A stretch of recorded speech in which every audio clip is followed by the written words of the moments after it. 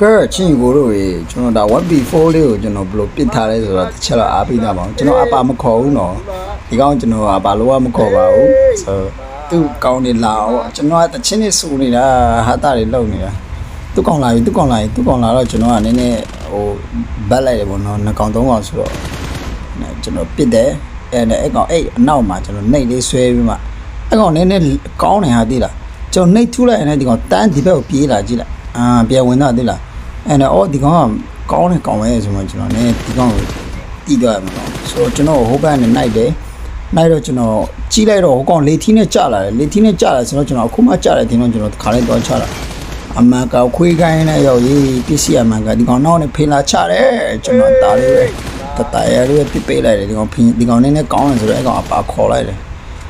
အဲ့ဒါနောက်တစ်ကောင်ကလေပေါ်မှာပြန်တယ်ကျွန်တော်လည်းအပေါ်ပြန်လိုက်တယ်ဗျာ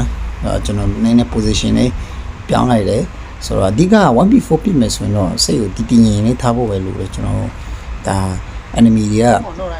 လေးကောင်လို့စုနေတာကွာစုနေတာငါတို့ကတကောင်ရှိစီခွဲထုတ်ပြီးမှပြရမှာအဲ့လိုမခွဲထုတ်ဘူးဆို 1B4 ပြဖို့ကအရင်ခက်တယ်ကွာကျွန်တော်ကတကောင်ရှိစီခွဲထုတ်ပြီးမှပြနေတာနောက်ဆုံးတကောင်ပဲကြာပြီအဲ့ကောင်လေးပြန်နေဗျာ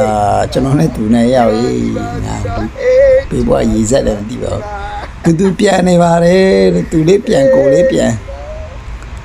ငါဥစားပြန်နေအကုန်ပြီသူစားလေးကုန်ဒီကောင်တနက်ဖြုတ်သွားတယ်တဲ့မိုင်းလိုက်တာငတ်တိုင်အပီပီလေးနဲ့လှလေးပဲ Oh my god